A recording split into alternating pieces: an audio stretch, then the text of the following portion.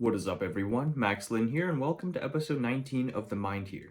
This is my bi-weekly update about upcoming works for this channel, discussing what goes on behind the scenes, and talking about other things that come to mind. It also serves as a way to keep myself accountable and externally motivated to get my work done. If you're interested in how I make my music and videos, feel free to take a look at previous episodes. Welcome to all of you who are here for the first time. If you like my content and want to see more, please consider subscribing. So, a few days ago, I released a little surprise song, although I did allude back to it a few episodes ago.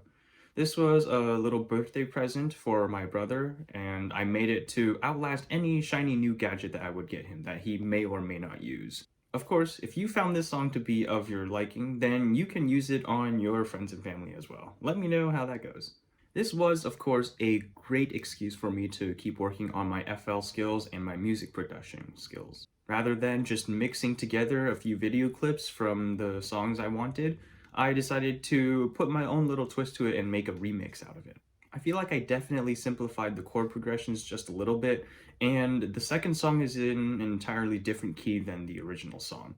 Still, I think this made the song more manageable for myself, and it gave me an opportunity to practice my music theory skills. I must say, I'm very happy that I decided to take music theory.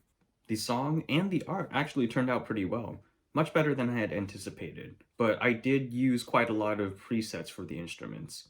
It would be nice to do a sound design session so then I can have some uniqueness in the instruments I use and get more experience in designing these instruments. Either way, I'm quite pleased with the results. With the surprise song now finished, I can finally work on my transcription. I am, however, just starting to realize how painful the process of taking the song and putting it into FL will be. Because the song is 10 minutes long, so it's longer than my usual songs. That means it'll take quite a long time to put everything into FL and then do some tuning adjustments to it to make it sound better. It will be a necessary sacrifice, though, to get that better sound quality. I am hopeful that I will complete the audio and the art for this song by within a week. With all these projects and tasks I have, you'd think I have no time for playing around or having fun. Incorrect. Besides the ability for humans to achieve so much with all that waste, a topic for another episode, play is an integral part of creativity and something that will only become more important as the knowledge economy develops. Referring to Simon Sinek's work, there is a misconception that play is not productive.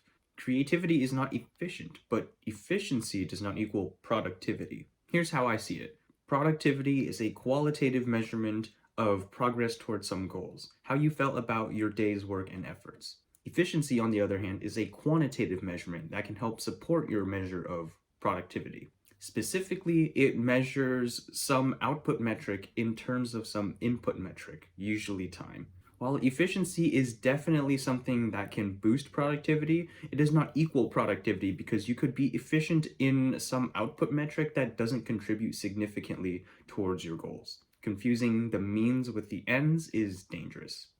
This is how creativity contributes to productivity while being inefficient. I think what Mr. Sinek is talking about when he refers to efficiency of creativity is its direct contribution to a task over time. It could actually be over effort or any other input, but the output here is key. By itself, creativity probably won't provide any tangible results. It does, however, enrich your background and provide a better source for you to draw from to execute in the future. In music production, for example, while spending time playing around with settings and sounds may seem wasteful, it offers a huge return on investment in the future when you can draw from these presets and samples that you made during this session, not to mention the experience you gained from playing around. Play, therefore, is critical. It allows for experimentation and creativity. Just make sure you're playing in the subject that's essential to you. And now we have our Q&A. Our question today comes from Alfred Prose, who poses some hypotheticals for us to explore. He says, and I'll just read this off, imagine if there are laws based on superstition. The superstitions are not logical, but everyone has to obey them. Will you do what the law wants you to do, or do you believe in facts and don't obey them? If the penalties are very high, will you still do it? And as a bonus, what's your prediction on what will happen to that nation? Quite a loaded question. So let's break it down into what I think the question is trying to ask. The scenario here is a nation that creates erroneous or unsound laws. What will its effect be on the short term, on the micro level, and on the long term on a macro level? On the micro level, I personally wouldn't be too bothered by it if the demands aren't enough to throw my life off course. I'm also not entirely sure how some of the superstitious laws would be enforced, since some sound laws today aren't entirely enforceable either. If these laws were damaging enough, though, I might consider emigration to another nation as a possibility.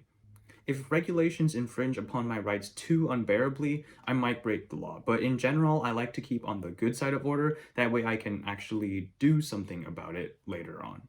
On the global level, we're considering a nation that spends its energy focused on something that is a figure of their imagination, which means they're not likely focused on science, technology, or anything that is part of actual development of the nation. Less emphasis on what actually matters means that other nations will become stronger and more appealing to citizens. This will likely lead to the death of this nation through transformation into an entirely different nation with different values, death through emigration out of this nation and the subsequent collapse of its society, or through the death of a hostile takeover of another nation that became more powerful.